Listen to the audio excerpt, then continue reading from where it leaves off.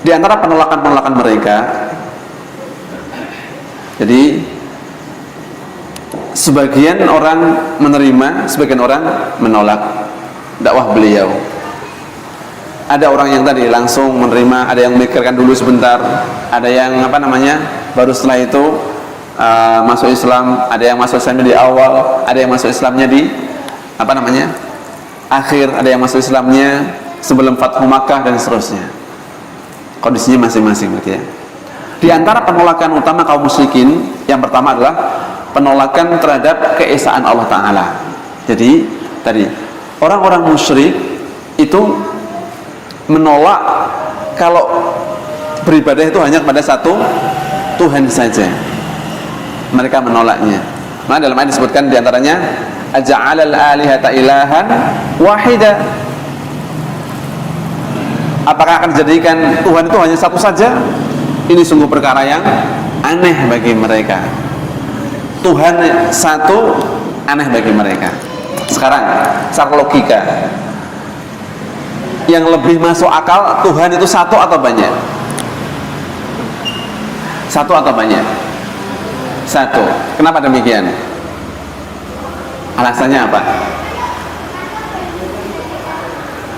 Kenapa kok secara logika saja ini ya, Tuhan itu harusnya satu, bukan banyak?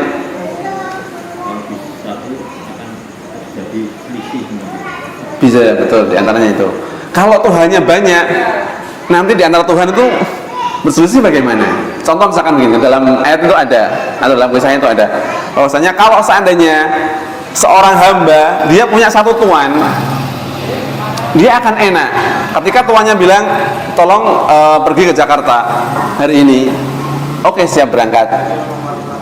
Tolong setelah itu pergi ke pasar, gampang.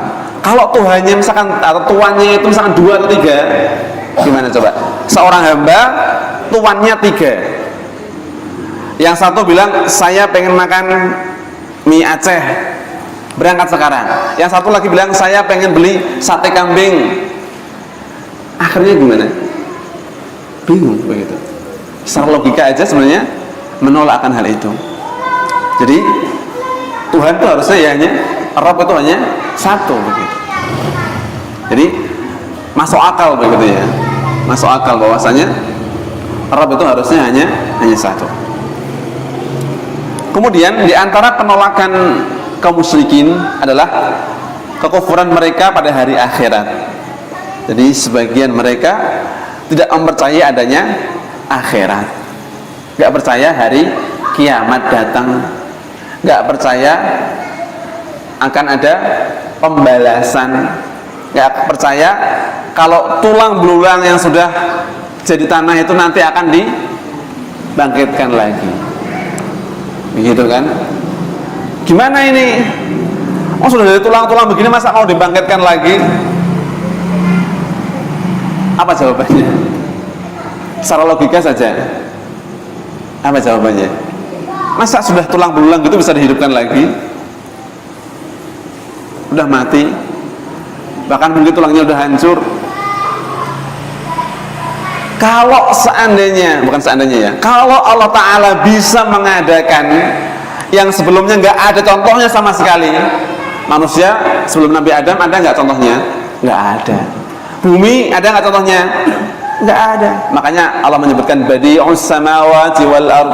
Allah mengadakan. Badi' itu artinya memunculkan sesuatu yang baru, gitu ya, yang sebelumnya nggak ada contohnya sama sekali. Allah Ta'ala mampu untuk mengadakan, menciptakan manusia yang sebelumnya nggak ada contohnya, maka bagi Allah Ta'ala sangat mampu untuk mengadakan yang sudah ada contohnya, hanya menghidupkan lebih gampang. Allah Ta'ala mampu menciptakan langit dan bumi, maka Allah Ta'ala lebih mampu untuk menciptakan manusia, mengembalikan manusia, dan seterusnya. Di sini terbantahkan sebenarnya kalau berpikir. Makanya orang-orang yang cerdas dari orang-orang Arab berpikir dia masuk Islam, nah gitu. Kemudian di antara penolakan mereka adalah penolakan kepada Rasulullah sendiri. Jadi Rasulullah pun juga ditolak sama mereka. Rasulullah ditolak sama mereka. Dikatakan gila. Sebelumnya dikatakan paling jujur, setelah itu dikatakan orang gila. Aneh sebenarnya, nggak masuk akal begitu ya. Dikatakan tukang sihir begitu kan, dikatakan tukang sihir, tapi ternyata ada kisahnya nanti di akhir-akhir ya insya Allah. Ada seorang sahabat yang dibilangin nanti jangan, hati-hati jangan ketemu Muhammad, nanti kamu kena sihir begitu. Akhirnya ditutuplah telinganya pakai kapas begitu, supaya nggak dengar. Tapi dia itu orang yang cerdas begitu. Akhirnya masa saya terprovokasi gitu. Saya kan orangnya cerdas, saya tahu mana sihir mana tidak. Akhirnya dia bukalah telinganya dan dia mendengar ayat-ayat Al-Quran dan dia langsung masuk Islam. Masya Allah, ini luar biasa. Kemudian di antara yang ditolak mereka adalah Al-Quran juga ditolak. Dikatakan Al-Quran adalah asatirul awwalin, dongeng orang-orang dahulu begitu. Karena tadi sebenarnya muncul dari mana? Dari kesombongan begitu. Dia menolak gara-gara ini. Coba kalau dipelajari, dilihat isinya, mereka beriman akhirnya kebanyakan. Baik.